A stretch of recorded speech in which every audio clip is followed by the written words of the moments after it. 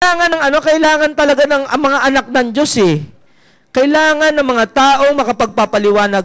Alam mo, ang isang duty ng templo, katulad natin na tayo ay templo, ang duty o responsibility ng isang templo ay magpaliwanag tungkol sa mga bagay sa Panginoon. Amen ba? Pag hindi mo ginagawa yung duty mo, at hindi mo ginagawa yung responsibility mo bilang templo, baka umalis ang Panginoon dyan. Alam mo, sa amin, MG Square, may kumpanya ako eh. Merong mga shop kami na hindi masyadong bumebenta. Ang negosyo ko po ay gumagawa kami ng mga upuan. Katulad ng inuupuan nyo ngayon, kami gumawa niyan. Yung church ng Word of Hope sa EDSA, 1,000 upuan ang ginawa namin ganyan. Gumagawa rin kami ng mga upuan ng kotse. Pastor, mukhang nag-a-advertise ka. Opo, nag-a-advertise po ako. Hindi, joke lang. Yan po ang ginagawa namin. Pero pag meron akong mga shop, alam niyo yung shop ko, 16. Sa buong Metro Manila. Pagka meron kaming shop na hindi nagpe-perform, hindi bumebenta, chinuchugi namin. Tsugi. Anong ibig sabihin tsugi? Sinasara namin, mga kapatid. Bakit? Hindi siya nagpe-perform eh. Kumbaga yung investment namin sa kanya, hindi niya na ibabalik. Kumbaga sa mga in-check, lugi. Anong gagawin? Isara.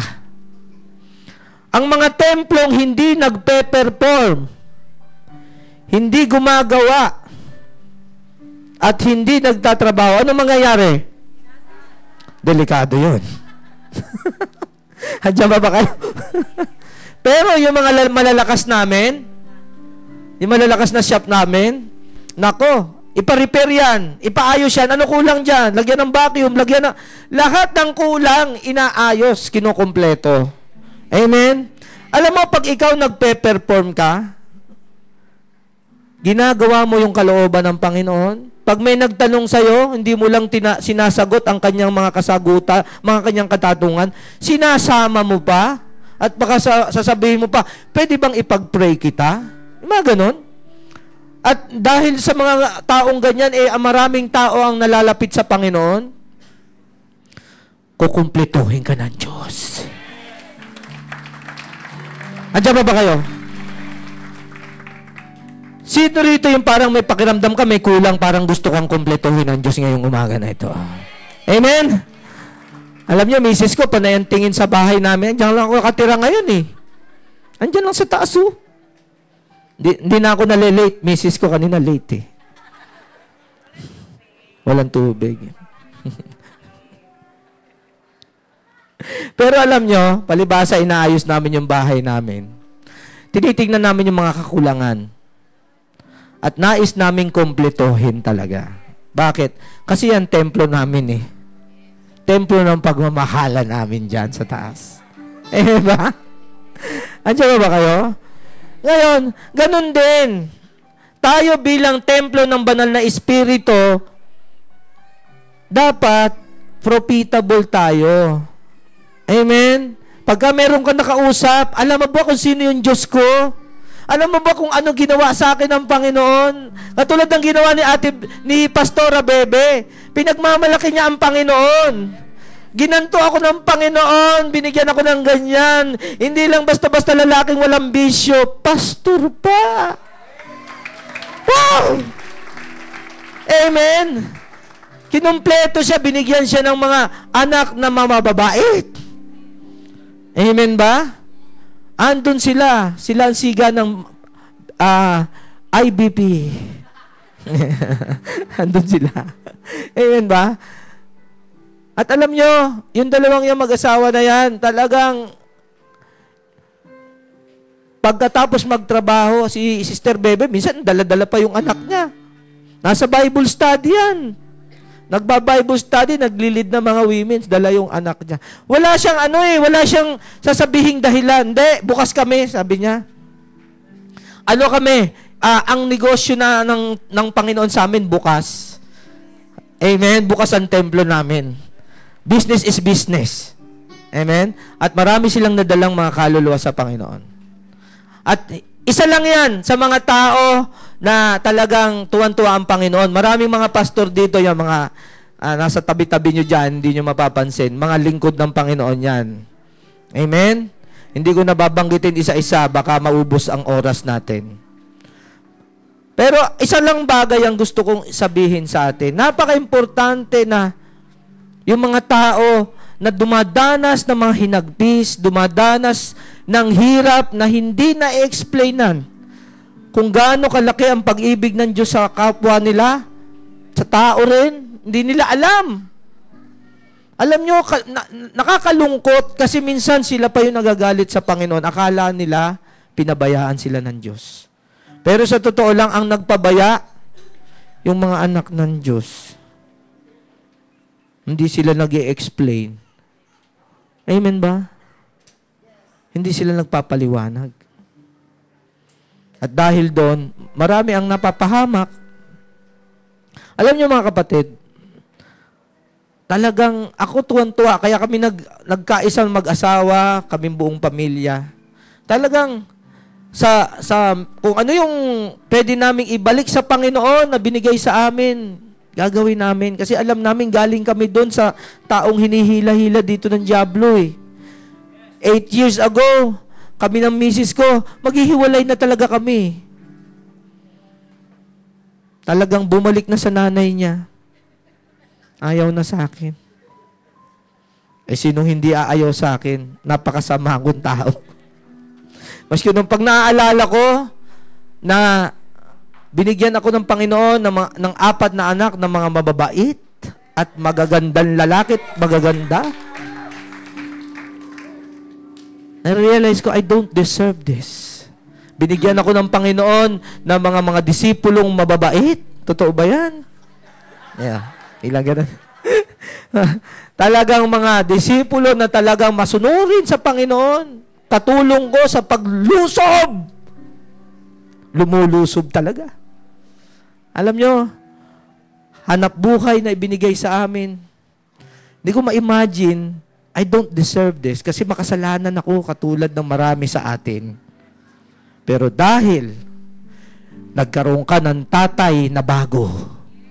Amen? Dahil tinanggap mo ang ating Panginoong Hesukristo sa puso mo. Bigla ka nagkaroon ng karapatan na wala ka naman dapat karapatan. Amen ba? Palakpakan natin ang Panginoon. Kaya alam niyo mga kapatid, ang sagot namin sa Panginoon, Lord God, hindi ka makakawala sa amin. At ang sabi naman ng Panginoon, lalong hindi kita pakakawalan. Kaya yung church namin, yung bahay namin nasa taas lang. Hindi na kami aalis dito. Bakit? Ang saya kasama ng Panginoon. At ang naniniwala ako, nag-uumpisa pa lang ang Panginoon sa amin. May gagawin pang matitindi ang Diyos! Pastor, tingnan nyo, mag-iiba lalo yan. Mas matindi yan. Yung mga anak ng Diyos, mas matindi. Amen? Magliliwanag talaga. Bakit? Para mas maraming mga kaluluwa ang makapansin at manumbalik, manalig, at sumamba, sumunod sa ating Panginoong Hesukristo. Yun ang sikreto ng mga anak ng Diyos. Amen? Handa ka na ba? Alam niyo ang topic ko ngayon, it's about the mirror of your life. Yan, tita mo. Ang ganda, di ba? Isang maliit na pusa. Kita nyo, ang ganda, di ba? Pero ang tingin niya sa sarili niya, isang malaking leon. Yan ang mga anak ng Diyos. Ngayon, pusa ka pa lang. Pero kailangan magpatuloy ka. Kasi ang mundong ito, patuloy kang lolokohin. Patuloy kang sasabihan ng mga bagay na kasinungalingan. Napansin nyo kanina yung drama? Nung umpisa, kasama niya ang Panginoon. At ibinibigay sa kanya ng Panginoon ang lahat ng pangangailangan niya. At masayang masaya siya. Amen? Parang si Adan at Eva eh. Walang pagkukulang. Perpektong buhay. Bakit? Kasama ang Diyos. Nung ang tao nawala sa Panginoon, nahiwalay sa Panginoon, ano ang nangyari? Sumama sa lalaki, o pagka lalaki naman, sumama sa babae. Nagkaroon ng sama ng loob, humabol sa pera. Hindi ko naman sinasabing masama ang pera. Pero pag inuna mo pera, higit sa Panginoon, may problema ka na. Pag inuna mo ang lalaki o babae, higit sa Panginoon, may problema ka na. Kasi yun ang hihila sa'yo, palayo sa Panginoon eh.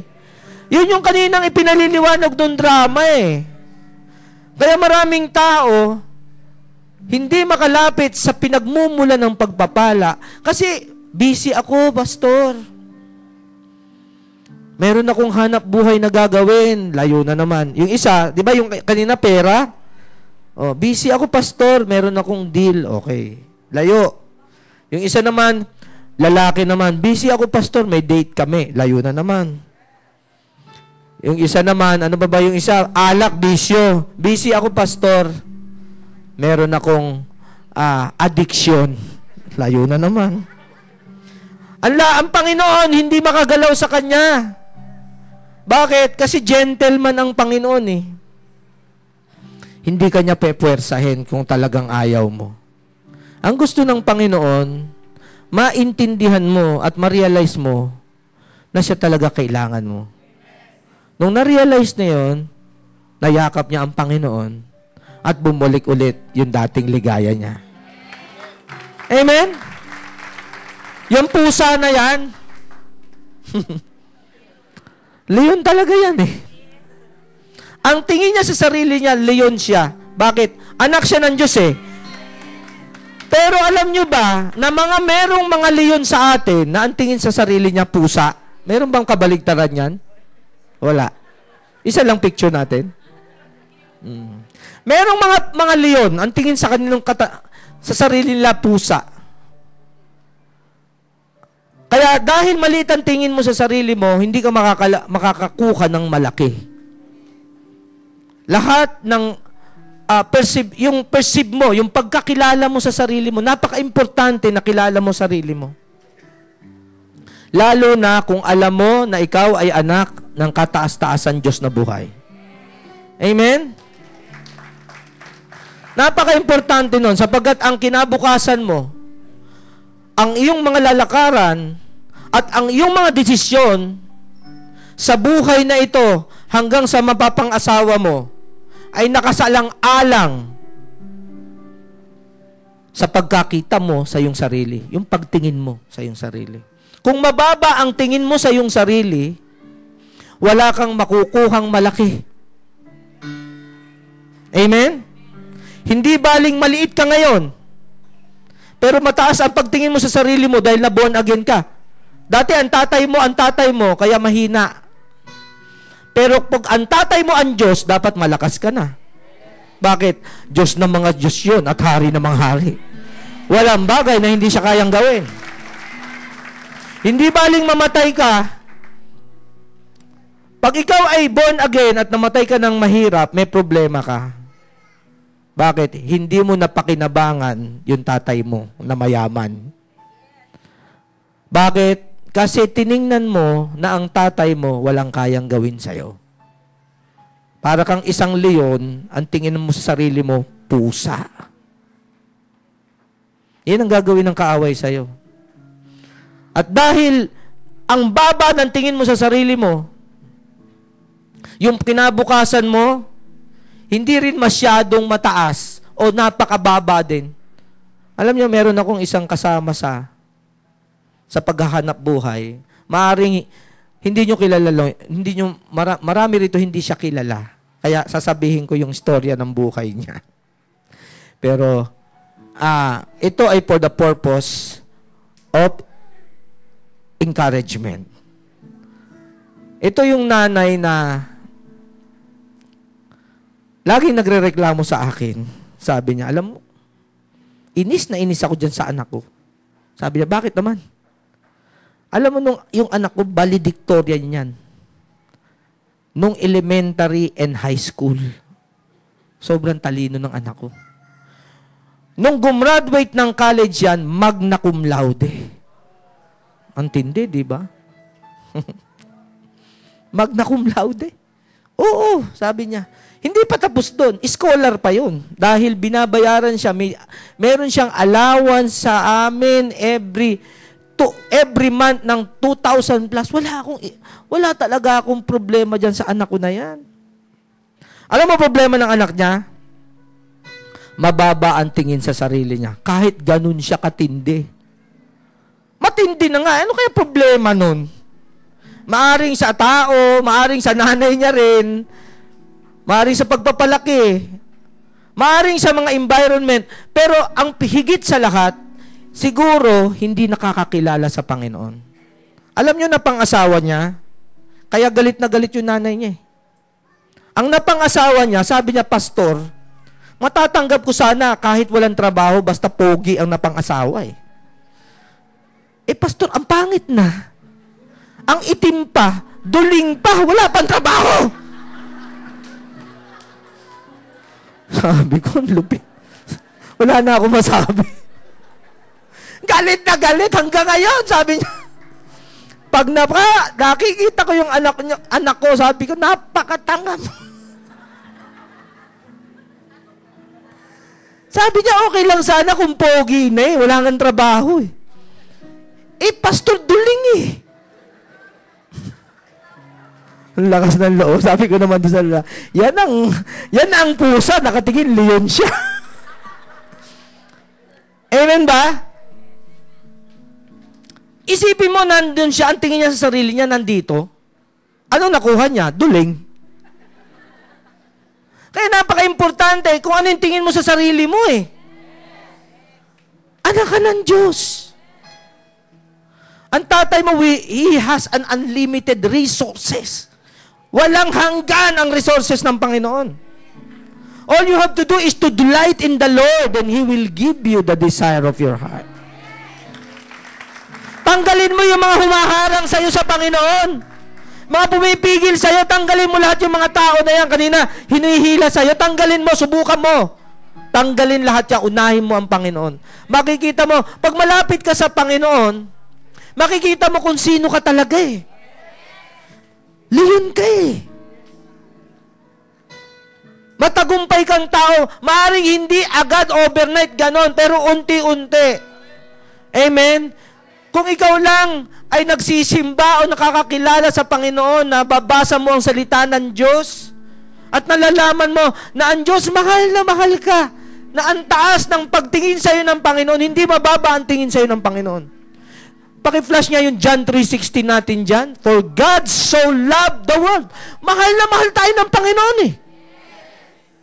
Alam niyo ba dun sa sa verse na to? Parang sinasabi ng Panginoon na halos kapantay ka niya. Halos hindi siya sinasabing kapantay. Bakit? Kasi binigay niya yung buhay niya sa iyo eh.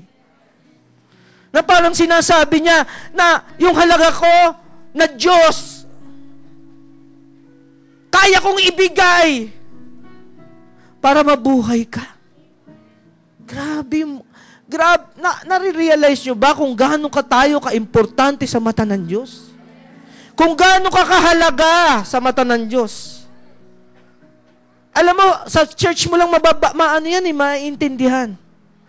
Hindi ka man dumating sa point na katulad ng nangyari kina Pastora Bebe na nung mga bata sila, tinuring silang napakababaw at tinuring silang hindi karapat-dapat.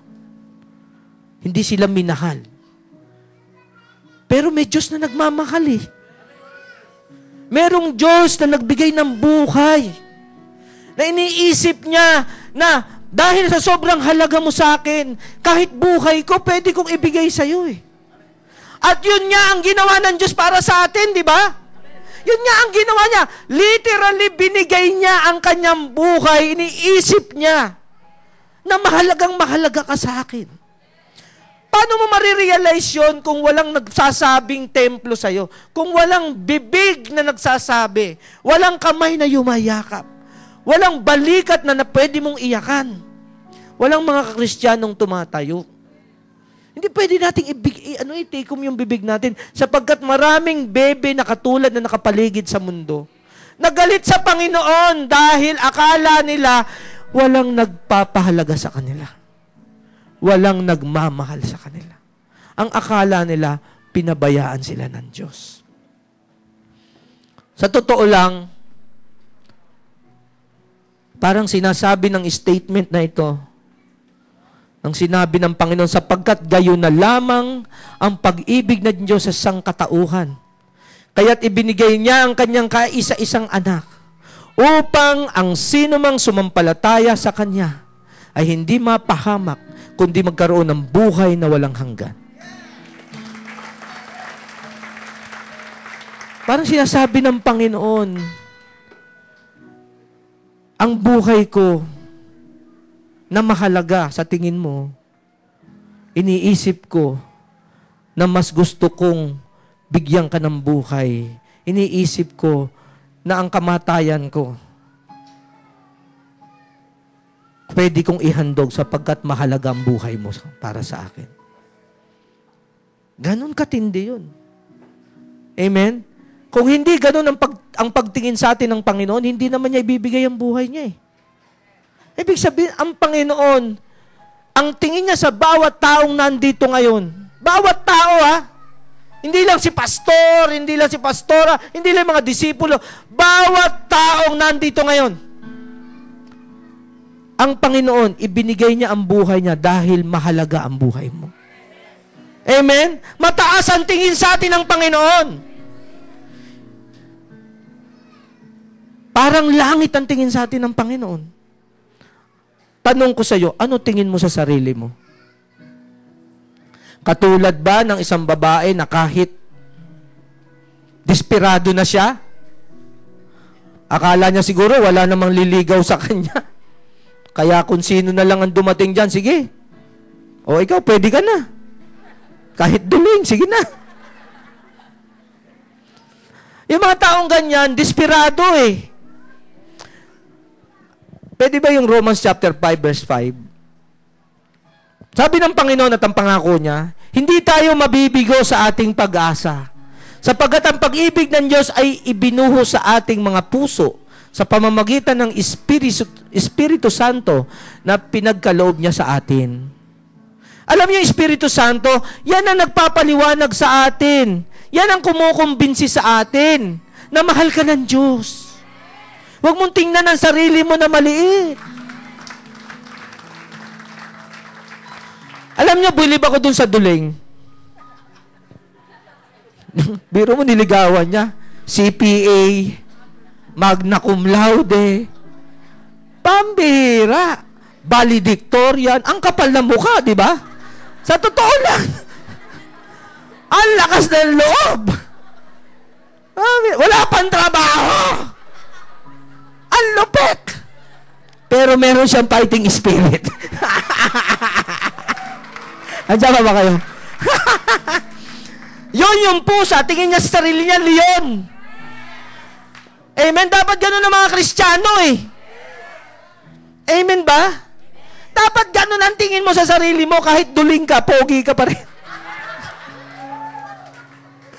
Kahit maitim ka sa kasalanan, kaya kang patawarin at linisin ng Diyos. Amen? Kahit wala kang trabaho ngayon,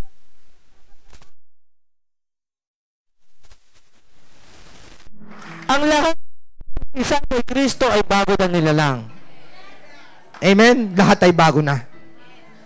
Ibig sabihin, pag sinabi mong nakipagkaisa, yan yung mga na-born again Christian, yan yung mga ikinasal ang kaluluwa na sa Panginoon. Ang asawa ng kanilang espiritu ay ang Diyos. Yan yung mga, pag may asawa ka na, hindi ka na pwedeng magdesisyon sa sarili mo. Amen? Lagi mong iniisip kung anong sasabihin ng asawa mo. Sino may asawang babae dito? Yung mga babae, may asawa? Aminin. Kayo ba, pagka kayo nagdidesisyon, walang pakialam ang asawa ninyo? O kaya, sasabihin nyo muna sa asawa nyo bago kayo magdesisyon. Kasi misis ko ganyan eh. Kahit nasaan ako, pagka meron didesisyonan sa bahay, tatawag mo na sa akin yan. Kahit, ano kayang gagawin natin dito? Okay. Kahit na kaya niyang gawin yon, tatanong niya muna sa akin. Kasi alam niya na gusto niya akong i-please, gusto niya akong pagbigyan. Kasi baka mamaya magkamali siya ng desisyon, magkasisihan kami. Ang gusto niya, yung alam ko lahat. Amen. Ang mga Kristiyano dapat ganyan. Every time that you will decide for yourself, may gagawin ka, dahil kaya nakakasal na ang spirito mo sa Panginoon, sinabi mo, Lord, maghari ka. Sino ba talaga hari? Ikaw o ang Panginoon? May kausap ba ako rito? Pag sinabi ng sino maghari, ikaw siguro naghahari-harian ka. Hindi ka na nagtatanong. Amen. Kunyari, may pera ka, may dumating na pagpapala sa'yo. O di siyempre, alam mo, di ba, pag may asawa, ang asawa mo, pinapaalam mo, oy, may pera tayo. Saan galing yan? Kumita ko. O sige, ito gagawin natin dyan. Ganun din yung lalaki, di ba? Pag may pera, sinasabi may gagawin tayo. Sige, anong plano natin? Hindi Mga Kristiyano daw, ibinigay daw ang buhay sa Panginoon. Ang asawa ng Espiritu natin, ang Panginoon. Pero pag ganun ng pera, Panginoon, wag mo kong pakialaman. Bibilin ko kung anong gusto kong bilhin dito. Amen ba? Ang dami ng mga tsinelas, bibili pa, habayanas pa bibilin. Ang mahal-mahal nun. Tapos pag kailangan ng mga kailangan ng kaibigan niya, o kailangan makapag-share ng salita ng Panginoon, na pwedeng gumamit ng pera, walang pera. Bakit? Binili ng habayanas. Ang mahal-mahal nun. Amen ba? Kasi lagi ang Kristiyano, walang pera. Bakit walang pera? Pag may pera kasi, sabihin agad, Panginoon, wag mo ako pakialaman. Pera ko to. Ako kumita nito. Amen ba? Pero pag walang pera, pe-pray sa Panginoon, Lord, bigyan mo ako, Panginoon. Nangangako ako. Gumaganon pa yung boses eh. Nangangako ako. May iyak pa yun, ha?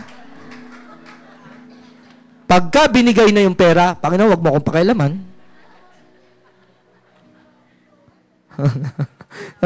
Ano nangyayari? Mag-asawa lagi nag-aaway pag gaganyan. Andiyan ba kayo? Kaya nagkakaroon ng yung relationship lumalayo eh. Napakahirap nun. Pagka ikaw napalayo ka sa Panginoon, hindi mo makikilala sarili mo. Sasabihin sa'yo ng kaaway, ay, duling ka, pangit ka, maitim ka, wala kang trabaho. Yun ang mangyayari sa'yo. Amen? Alam mo, napang-asawa niyo yung accountant, umayos ang buhay niya. Bakit? Ang laki ng sahod na. Andiyan ba kayo? Pero nadamay siya. Alam niyo mga Kristiyano, dapat ganon. Kahit laging dalawa tingin mo. Pero napangasawa mo, Panginoon eh. Amen, doon ako bumilib sa tao na yun eh. Puhunan, lakas ng loob eh. Pananampalataya. Ang laki ng pananampalataya sa sarili niya, di ba? Lagi niya sinasabi, anak ng Diyos, pogi ito. Anak ng Diyos to. Kita mo na, pangasawa, accountant, valedictorian pa. Amen, galit na galit yung nanay niya. Ganon tayo mga kapatid. You have to know na ikaw ay anak ng kataas-taasan Diyos na buhay. Alam mo, na mayroong mga pangako ang Panginoon sa atin na mga bagay na talagang ang pangako ng Panginoon sobrang laki na hindi mo halos ma-realize kung gaano kalaki yan. Kaya malas yung mga taong hindi hindi nakakilala sa Panginoon eh. Lalo na yung mga Kristiyano na nagba-backslide pa. Napakamalas ng mga tao niyan. Kumbaga nasa langit na, bumaba pa sa lalupa eh. Andiyan ba kayo? Konting pagsubok na natitigatig. Alam mo, ando na. Hindi pa nakukuha. Gusto niyo makita yung isang bagay na, ay sabi rito, di ba? Hindi tayo mabibigo. Ang Diyos na nagsabi niya, hindi ka mabibigo. Sumunod ka sa akin, hindi ka mabibigo. Sino dito kung gustong-gusto mabigo siya? Tingnan mo yung katabi mo, mukha bang bigo yan? Sawa ka na ba? Sawa ka na ba sa kabiguan? Sino sawa na rito sa kabiguan? Amen. Pag sinabi mong sawa ka na sa kabiguan, sa Panginoon ka na kumapit. Mag-uumpisa na tagumpay mo. Yes. Pakalapakan natin ang Panginoon. Woo! Lahat na nagpatotoo rito, magmula nung kumapit sa Panginoon, nagtagumpay na. Kaya nakakapagpatotoo. Kaya kita mo pagka mga first timer na napunta rito, makita mo yung mga kumakanta, minsan umiiyak pa. Umiiyak pa. Yung iba, pagsayaw, talagang sayaw. Kahit matanda, sumasayaw. Bakit? Dating bigo yun eh. Dating bigo, binigyan ng tagumpay ng Panginoon, hindi ka ba mapapasayaw? Amen! Pagka ikaw nakakita ka ng hindi, pagka dyan nagkakantahan tayo, talagang matindi na kantahan, at hindi pa siya, parang nagtataka na ganun, ba't nagkakaganto mga tao rito? Bigo pa yun. Hindi pa nakakaranas yun. Pero pag nakaranas ka ng tagumpay, mamira, mapapasayaw ka sa Panginoon. Andiyan ba kayo? Amen. Sino yung sawa na sa kabiguan? Eto na, umpisa na ng tagumpay mo. Delight in the Lord and He will give you the desire of your heart. Yung mga wala pang asawa rito, gusto nyo bang pastor na mapang-asawa nyo? Pastor na negosyante, hindi pa tapos na pastor lang. Amen? Ay, mga pastor dito, puro magagaling, mga matitindi mga trabaho, mga expert sa kanilang ginagawa. Parang mga Pablo, tent maker. Amen? Alam niyo si Pablo, upholsterer yun eh. Bakit? Tent maker, mananahe. Andiyan ba kayo? Parang MG Square din pala si Pablo. Tent maker. Dapat ganun ang mga pastor, mga tent maker. Amen? So, hindi mabibigo ang lahat ng umaasa sa Panginoon. Amen? Ang Panginoon na magpapaliwanag sa iyo kung sino si Jesucristo at kung sino ka. Alam mo ba, habang nilalapit mo ang sarili mo sa Panginoon, nakikilala mo kung sino ka. Sapagkat galing ka sa Kanya. At ang Diyos ang magpapaliwanag sa iyo kung bakit Kanya nilalang at kung ano yung makakayanan mo.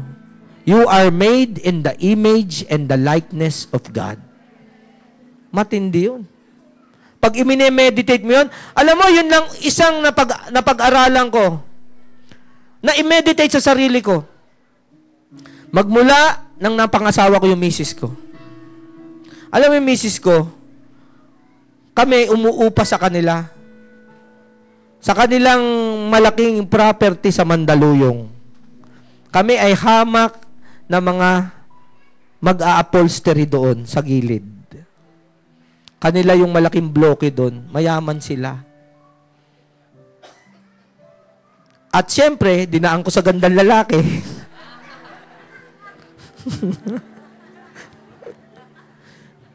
Hindi nakatulog.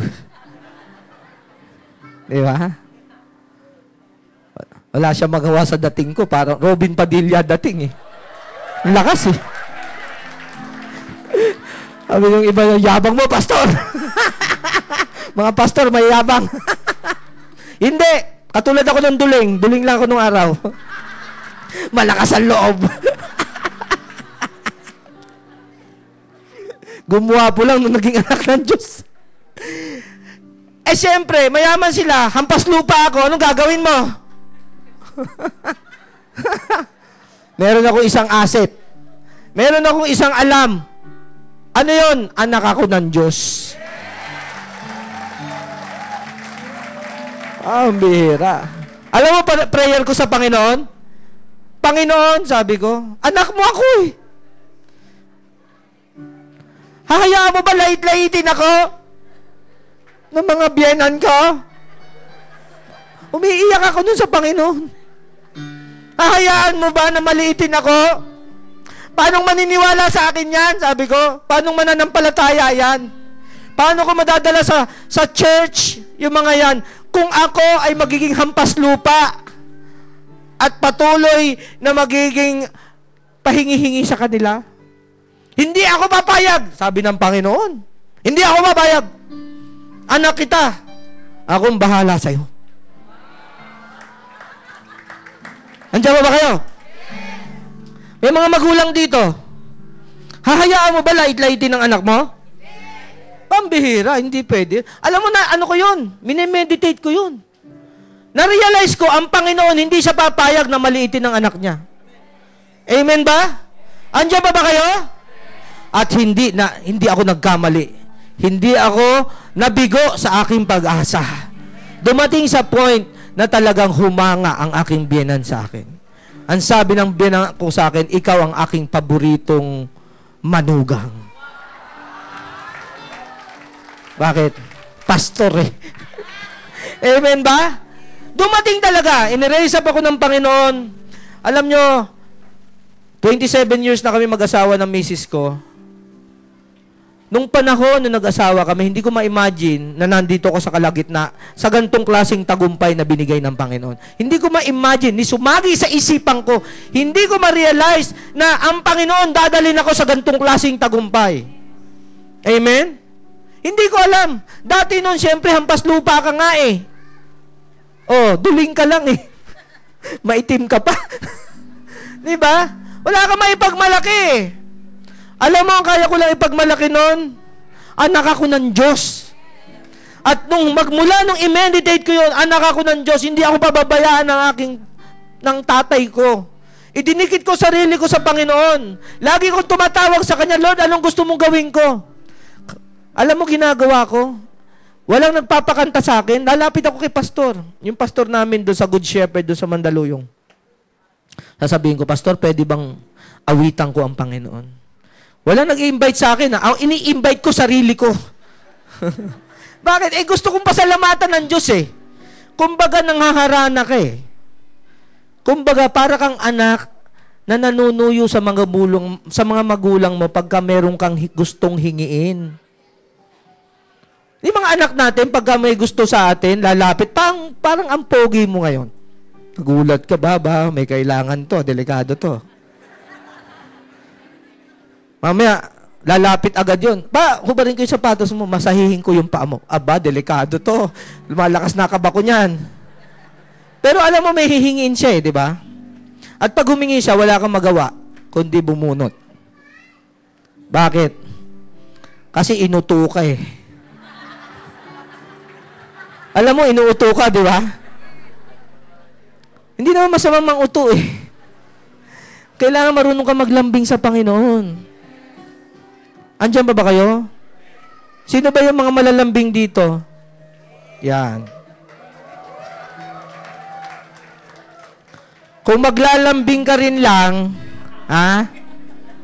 eto na, sabihin ko na sa inyo, kung maglalambing ka na rin lang, doon ka na maglambing sa hari ng mga hari. Diyos na mga Diyos. Tatay mo yun eh.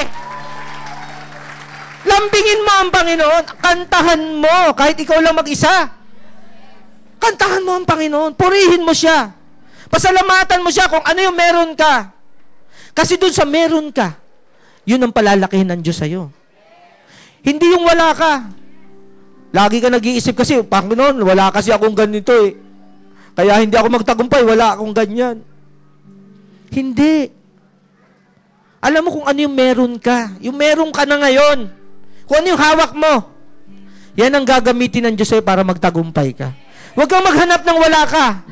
Kasi wala ka nga nun eh. Hinahanap mo, di makikita yun. Pero yung meron ka na. Alam mo si Samson, nung siya ay lusubin ng mga kalaban niya, 1,000 kalaban niya. 1,000. Isa lang siya. Hindi siya naghanap ng tangke. Hindi siya naghanap ng pana. Pagtingin niya nga doon, buto ng asno, panga ng asno, nasa gilid.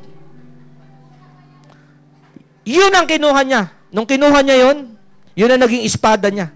Pinatay niya 1,000 sa pamamagitan ng panga ng asno. Kung ano yung nandyan sa tabi mo, yung hawak mo, yan ang gagamitin ng Diyos sa'yo. Andyan pa ba kayo? Andyan pa ba kayo? Kaya kung yung tagumpay mo, andyan lang sa tabi-tabi mo yan. Kaya huwag ka suplado. Huwag ka suplada. Nasa tabi mo, tagumpay mo. Tingnan mo yung katabi mo.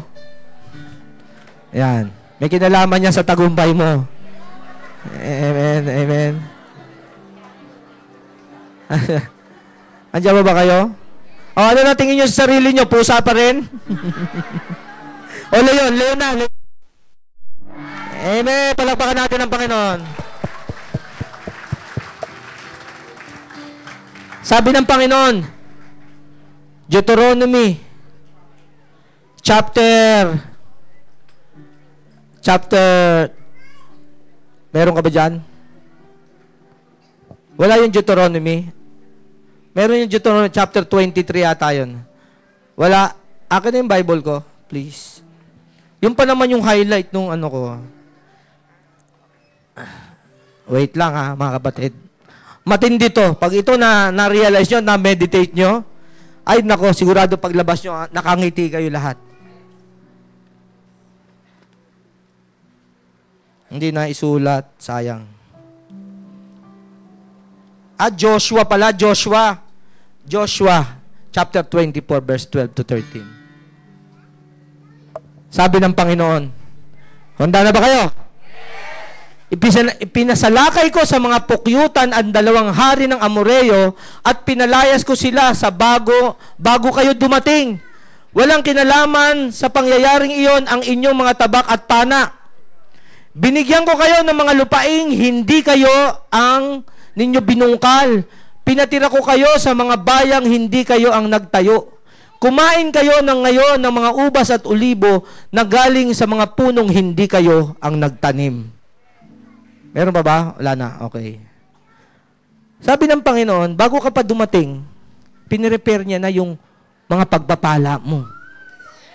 Pinatrabaho niya yung mga tao para isang araw, yung mga tao na yan na pinagtrabaho niya, mga hindi niya anak yan. Dahil ikaw anak ko, sila pinagtrabaho ko, hindi ikaw. Pagdating mo doon, handa na lahat.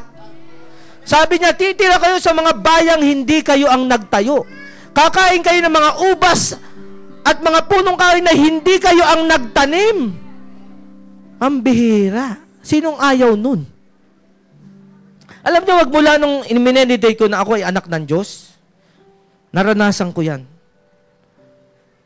Isipin mo, yung asawa ko, pinalaki. Talagang iningatan ng kanyang mga magulang. Pinag-aral sa mga matitinding kolehiyo. Pagdating ng tamang edad, ibinigay sa akin. Ako ba nagpalaki? Hindi. Sino nakinabang? Ako. Andiyan ba kayo? Sino gusto ng ganyan? Hindi lang yon. Kaya, nung ako naglingkod sa Panginoon, hindi ko na ma-realize na isang araw, titira ko sa ganito, magkakaroon kami ng church na ganyan, magkakaroon ako ng 16 na shop, nagkaroon ako ng maganda at mga guwapong mga anak. Amen? Hindi ko kayo mamimit. Hindi ko naman na-imagine yun eh. Basta ako, dumikit lang ako sa Panginoon eh. Dikit lang ako sa Panginoon, Lord, wag kang laalis sa akin. Sabi ng Panginoon, hindi kita bibitawan. I will never leave you nor forsake you. Amen? Alam mo, ngayon, pag nandito na ako, nakikita ko, grabe, totoo talaga to. Binigyan ko kayo ng lupay, hindi nyo binungkal. Pinatira ko kayo sa mga bayang, hindi kayo ang nagtayo. Kumain kayo ngayon.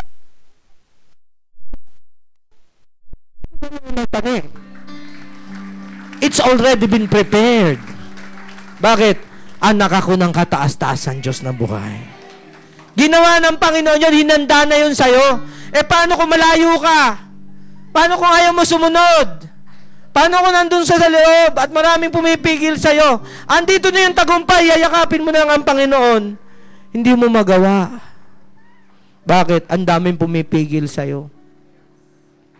Nandiyan pa ba kayo? If I were you, dapat malaman mo kung sino ka. Sapagkat ang mapapangasawa mo at ang magiging kaisang dibdib mo at ang magiging future mo ay nakadepende kung ano ang tingin mo sa sarili mo. Napaka-importante nun na alam mo kung sino ka. Di baling duling ka ngayon, okay lang yan. Di baling maitim ka. Di baling walang-wala ka. Para alalahanin mo to. anak ka ng kataas-taasan Diyos na buhay. At merong bayang inihanda sa iyo ng Panginoon. Yung mga tagumpay mo, nag-iintay na eh. Ay, excited na ba kayo? Yung mga tagumpay mo, nag-iintay na. Kailangan tadyakan mo lang yung humaharang sa'yo. Yung mga humaharang na yan, balakit yan sa'yo eh. Amen? Ang kailangan mo, mayakap mo ang Panginoon. Ang lahat na nakipag-isa kay Kristo ay bago ng nilalang. Lahat ay bago ng... Amen? Marami kang tagumpay na nakapila sa'yo. Maraming mga pagpapala na nakahanda sa'yo ang Panginoon. At ang pinakamatindi na yung kapayapaang meron ka na alam mo, hawak ka ng Panginoon. Alam mo, walang pwedeng mangyari sa'yo. Bakit? Hawak ka ng kataas-taasan Diyos na buhay. Yun ang importante sa lahat. Huwag ka masyadong mainip. Aayos din yan. Sabi rito sa Romans chapter 9 ba yun? Paki-flash. Chapter 5. Hindi yan. Yung isang Romans na ayun, yung ang kaloob. Sige. Yan. Hindi, yung isa, chapter, yung isa. Yan. Ang kaloob ay higit na di hamak kaysa ibinunga ng pagsuway ni Adan. Nagdala na ng hatol na kaparusahan ang kanyang pagsuway. Ngunit, ang kaloob na dumating sa kabila ng maraming pagsuway ay nagdulot ng kapatawaran. Ito yung sinasabi ng Panginoon that you have a chance. May chance ka.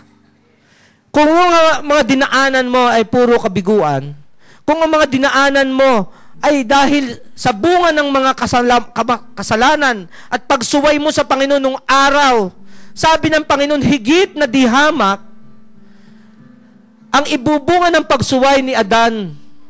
Dala ng hatol ng kaparusahan ng kanyang pagsuway. Ngunit, ang kaloob na dumating sa kabila ng maraming pagsuway ay nagdulot ng kapatawaran.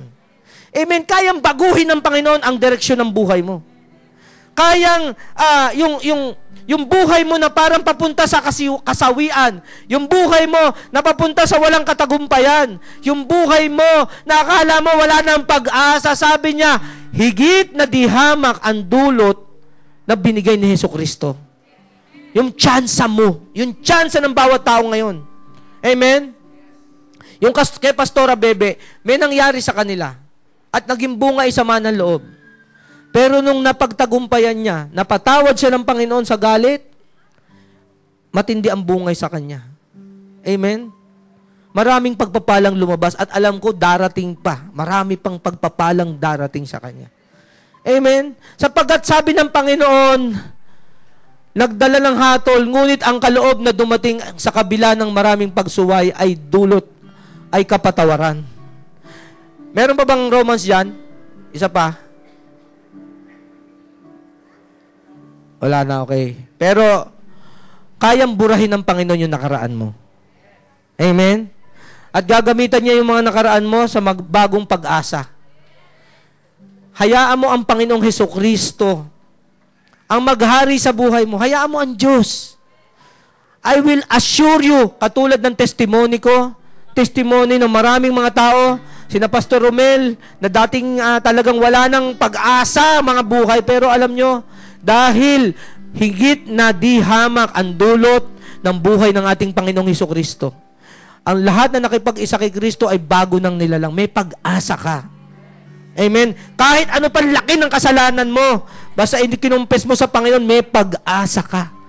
Lalabas ka ritong mananagumpay. Maaaring nagumpisa ka ng merong kasawian. Pero sasabihin ko sa iyo, dito sa kalagitnaan ng buhay mo, na sinami mo, na ikaw, Panginoon, ang aking Diyos, may pag-asa ka. May darating na pag-asa sa iyo. Amen? Isang buhay na patotoo ang aking buhay. Dating walang pag-asa. Ngunit nung na-realize ko, ako'y anak ng Diyos, I meditate on it day and night. Hindi overnight yon, hindi kinabukasan, oy, anak ako ng Diyos, hindi. Babaguhin nun ang pag-uugali mo. Babaguhin nun ang takbo ng isip mo. Babaguhin nun ang bawat kilos mo. Aalamin mo na ikaw ay anak ng Diyos. Lagi mong iisipin na ang bawat gagawin mo, iisipin mo, i-inject mo na ikaw ay anak ng Diyos. Saka, pag yan niyakap ng buong kaluluwa mo, dadating na yung tinatawag na pagpapala sa'yo. Let it be done to you according to your faith. You have to meditate on it day and night. Araw at gabi. Anak ako ng Diyos. Pag may mga pagsubok na dumadating sa'yo, hindi, anak ako ng Diyos, hindi ako pababayaan ng Diyos. God is in control. Amen? Hindi ako pusa, leon ako. Andiyan ba kayo? Meron mo ba tayong verse dyan?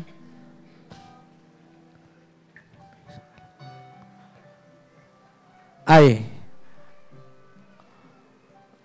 Si Saul to. Hindi yan yung verse ko. Si Saul to. Yung si Saul, mga kapatid, kilala niyo ba si Paul?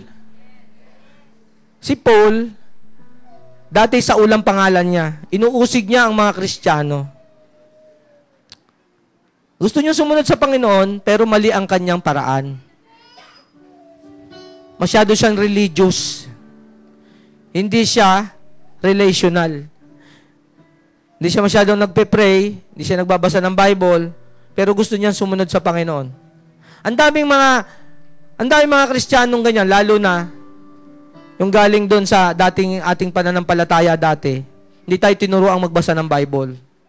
Ang akala ni Paul, ni Pablo, ni Saul nung araw, nalulugod ang Panginoon sa kanya na patayin niya mga Kristiyano. Yun ang akala niya. Akala niya sinusunod niya ang Panginoon. Merong mga ganun tayo. Baka mali ang pananaw natin sa buhay, mali magiging action natin eh. Imbis na mabigyan natin ng kaluguran ng Panginoon, hindi natin nabibigyan. Bakit? Kung hindi tayo nakakapagbasa ng salita ng Diyos, baka hanggang ngayon may wala pang mga Bible yung mga tao rito. Maaring may magagawa ka, akala mo nalulugod ang Diyos. Katulad ni Pablo, akala niya nalulugod niya ang Diyos. Nung ang mga Kristiyano, pinapatay niya. Isa sa napatay nila si Stephen, isang lingkod ng Panginoon. Ang akala niya, nalulugod ang Panginoon sa ginagawa niya, yung pala hindi. Katulad ng mga kapatid din natin, na gustong malugod ang Panginoon, nagpapapako sa krus. Sino nakakita rito na nagpapapako sa krus? Di ba? Yung iba naman nagpepenitensya. Alam niyo ba, iniisip nila nalulugod ang Panginoon? Kakulangan sa kaalaman. Pagka siguro nagsisimba, hindi nakikinig sa salita ng Panginoon, laging tulog.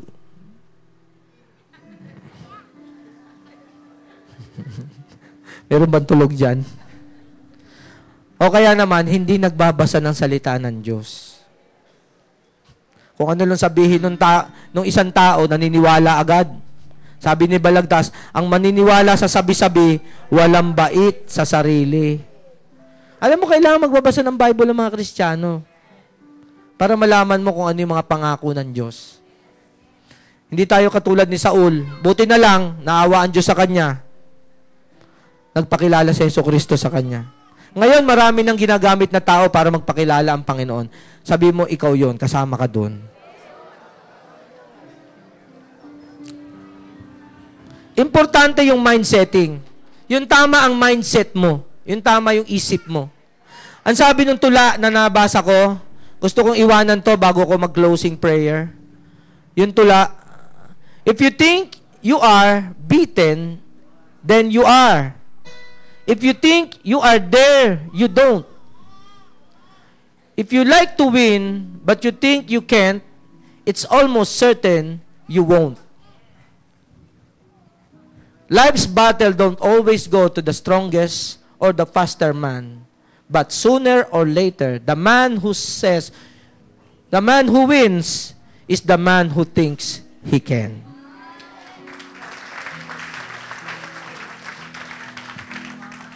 Ang maglalagay sa iyo ng striving force na laging magsasabi sa iyo magtatagumpay ka, walang iba kundi ang ating Panginoon.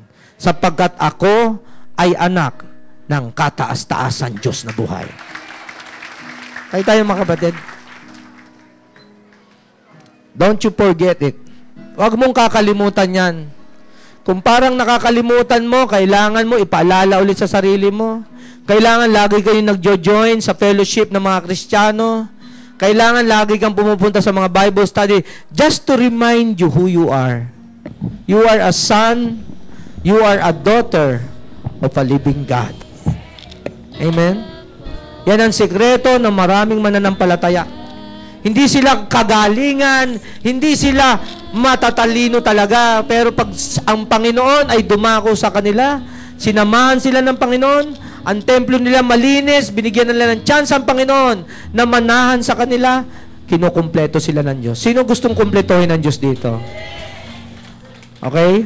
Yung mga tao na nakaramdam na kinakausap ka ng Panginoon, na yung mensaheng ito, hindi maalis sa isipan mo, at ito ay makintal sa mga buto mo, sa isipan mo, na kahit gusto ng kaaway kuhanin, hindi makuha. Hindi niya makukuha dahil iingatan ka ng Panginoon at iingatan mo din. Yung mga taong yan na nagsasabi, Lord, nais ko, Panginoon, na selyuhan mo ang mensaheng ito na hindi mawala sa akin. At every time na mayroong mga pagsubok, Panginoon, ipaalala mo yung mensaheng ito na ako ay anak ng kataas-taasan Diyos na buhay. If there's anyone there na narinig mo yun, I want you to come. I will freely and joyfully pray for you. Pagpe-pray kita, lumapit ka. Come on.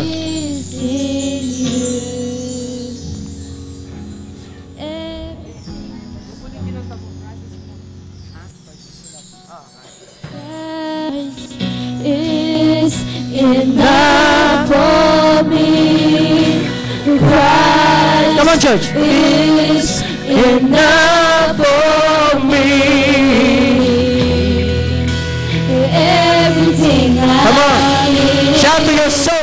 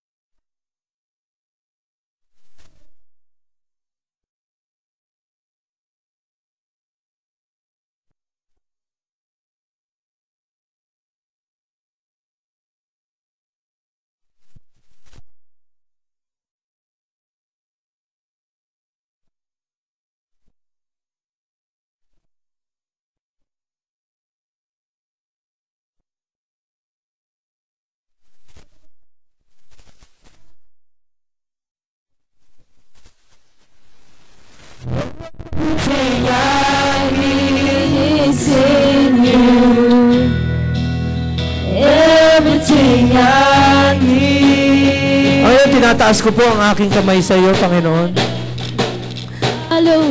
Andito po kami, Panginoon. No turning back. Minsan karamihan, umaasa kami, Panginoon, sa gawa ng tao, sa kaya namin gawin.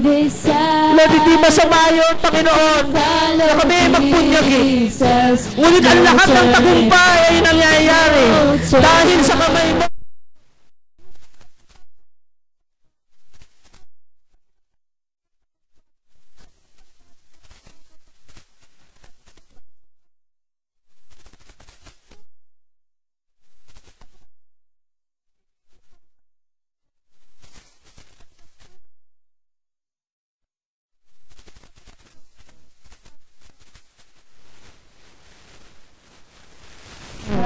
Patawarin Linisin mo kami ng mga ng iyong mapagpalang dugo na bubuo sa krus ng Kalbaryo. Tanggalin mo yung mga balakid, Panginoon, sa magmula sa araw na ito. Tinatanggal mo ang balakid na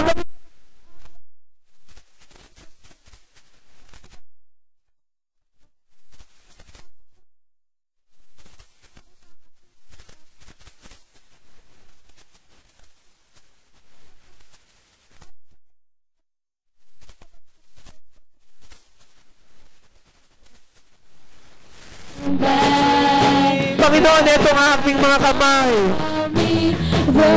Hindi man kami karapat-dapat, Panginoon. Ngunit, Panginoon, yung pangako mo na ang sino mang manalig at manampalataya ay binigyan mo ng karapatang maging anak ng Diyos. Binigay mo ang buhay mo para sa mga katulad naming makasalanan, O Diyos. Mga walang karapatan, Panginoon. Mga madumi sa iyong harapan.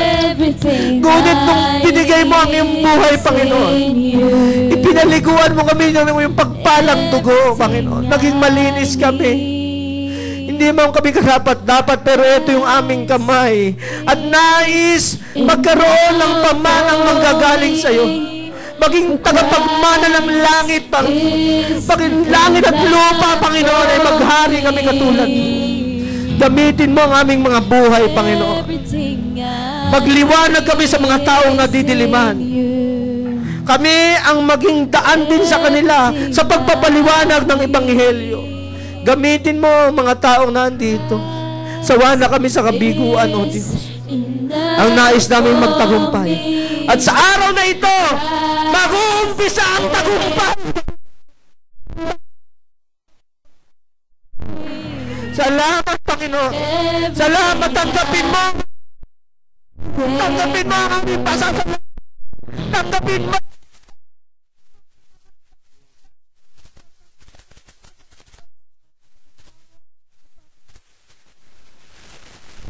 Para sa amin, Panginoon. Lord, it is all because of you. You are enough. You are enough, Jesus. Ito po lamang aming samo at dalangin sa pangalan ng Panginoong Hesus. Amen. Amen.